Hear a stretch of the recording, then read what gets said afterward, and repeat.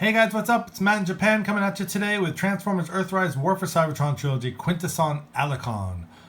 And yeah, I'm really happy to get this guy. I don't know too much about this character except for what I've seen in the 86 movie, where he sort of intercepted Cup and Hot Rod and sort of brought him to the Quintesson judge, and that's when they fell into the pit with all the Sharkticons and stuff. So other than that, I know some third-party companies have done some figures of this. But this is, I think, the first official release from Hasbro that we've gotten. And you notice that he doesn't have a faction symbol. He's not an Autobot or a Decepticon, but he's pretty much a bad guy, so I'm going to label him as a Decepticon. So, yeah, let's take a look close at the packaging. There he is, still in the packaging. And he looks very menacing, very mean, very cool. Love the colors. Can't wait to pop him open. Yeah, Quintesson Allicon, there he is. Run-of-the-mill packaging. On the side, you do get some very cool artwork, as always. There he is, sort of wielding his spear weapon there. And looking very, very cool. And yeah, run-of-the-mill, product info on the back. On the side, you get your Earthrise artwork there. We've all seen 100 million times. And on the back, you have Quintesson Allicon. And yeah, he's really really cool looking. I love the look of both modes there.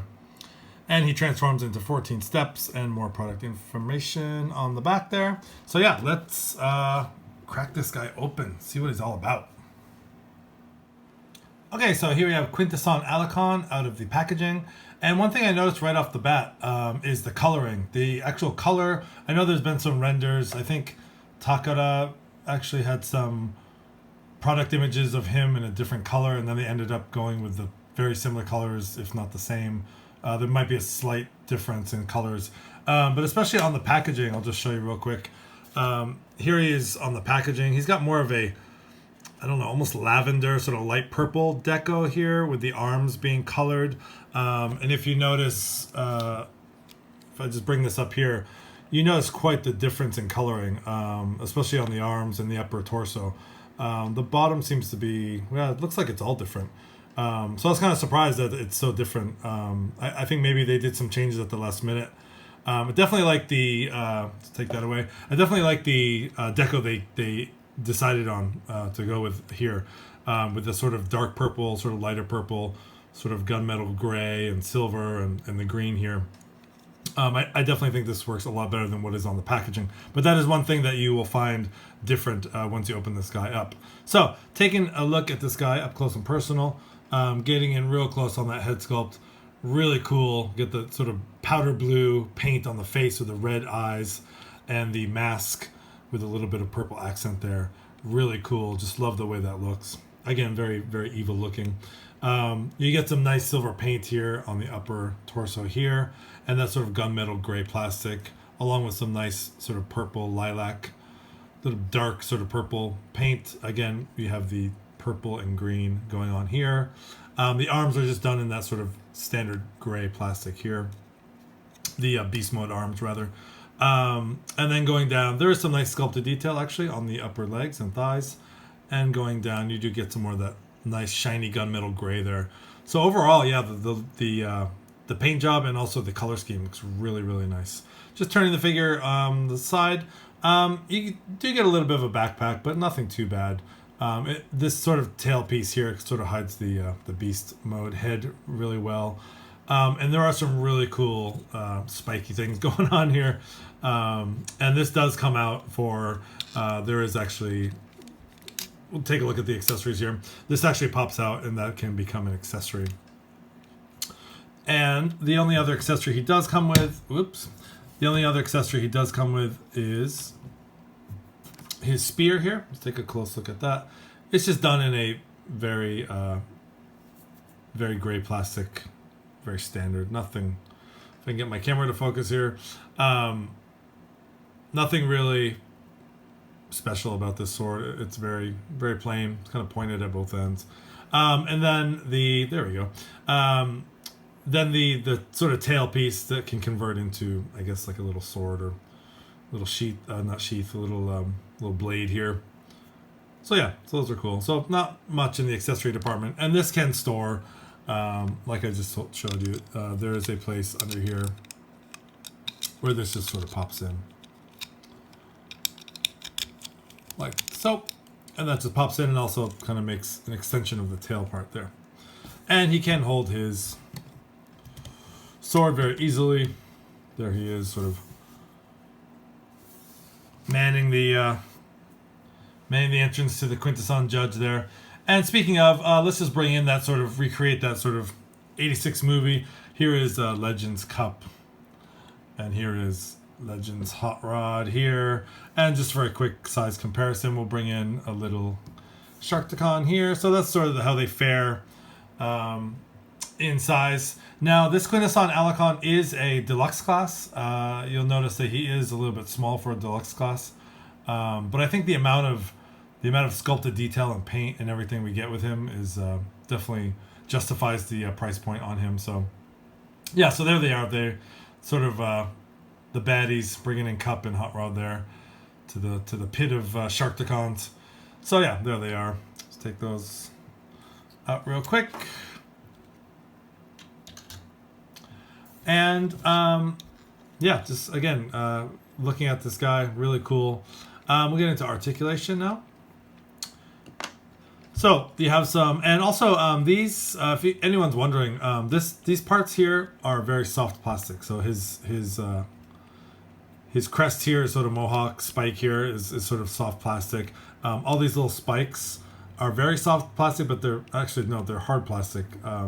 They do have a little bit of bend to them, but they are quite soft. And also these arms are very sort of soft plastic.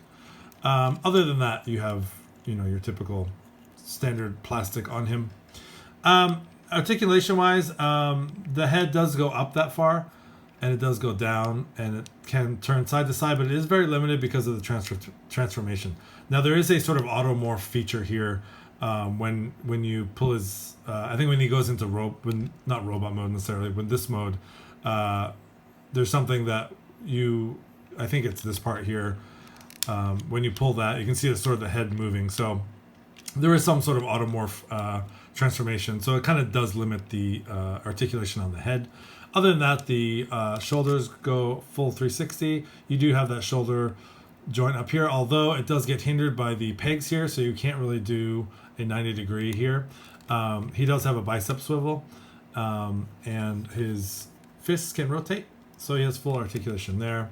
Just moving his arms out to the side. Yeah, that's kind of the only thing is that if they didn't have these pegs here, he could have had a lot more flex there.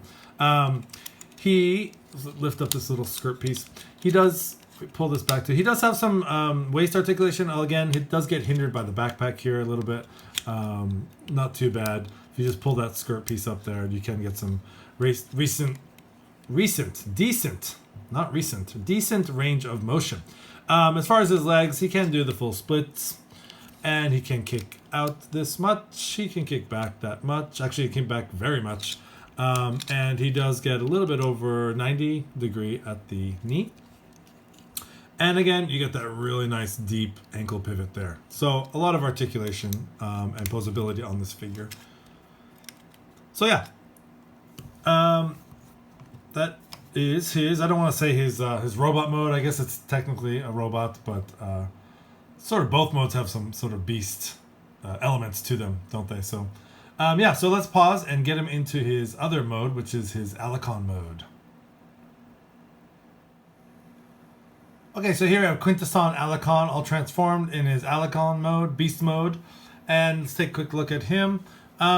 Simple transformation, very easy.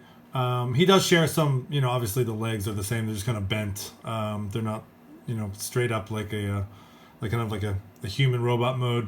So a lot of the transformation is very simple. It's pretty intuitive. You could pretty much figure it out by yourself if you just looked at the packaging.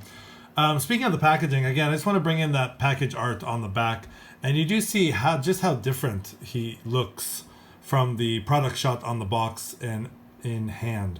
So just a ton of differences as far as the paint and the color scheme. Again, I really like what they decided here with the final product. So taking a look at him. You do get some really nice, again, that same powder blue, the purple paint here.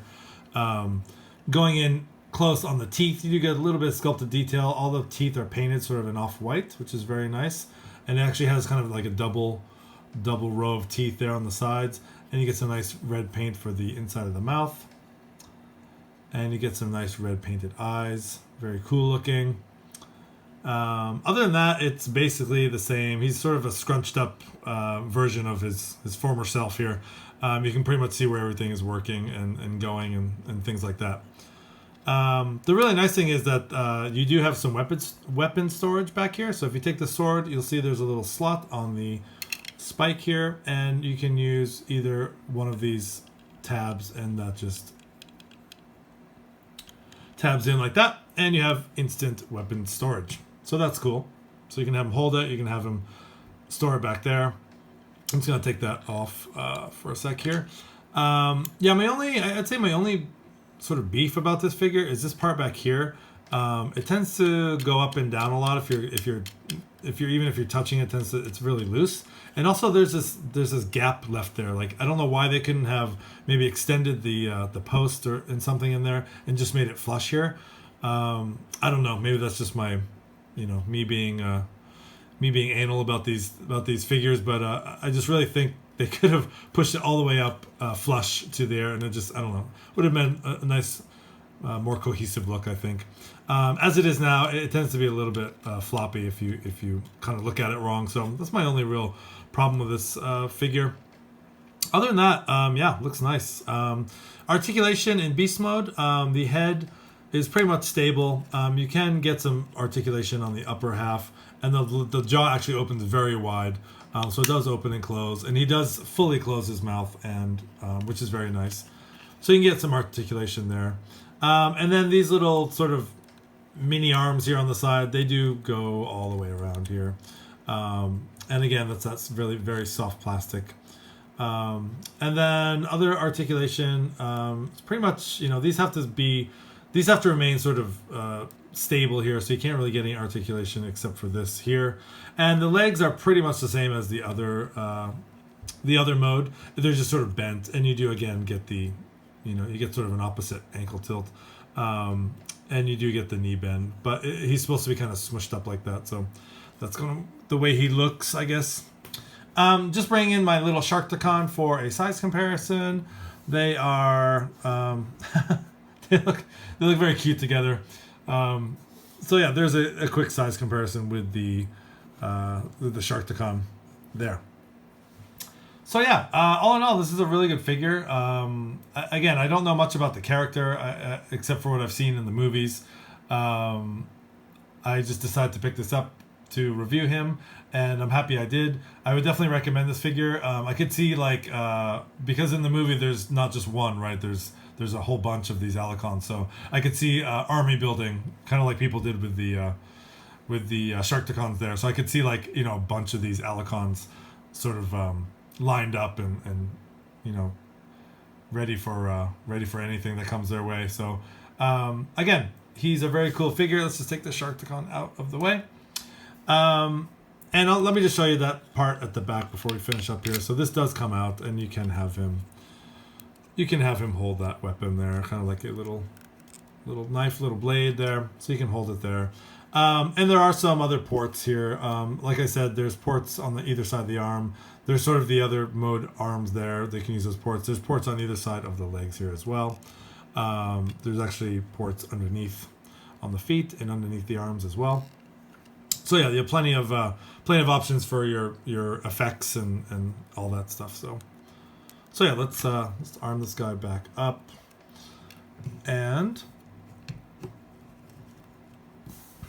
yeah, so that was the video review for Transformers War for Cybertron Earthrise Quintesson Allicon. Yeah, I really like this figure. He seems like he's fun. I'm going to play with him a little bit more here and see what else he can do.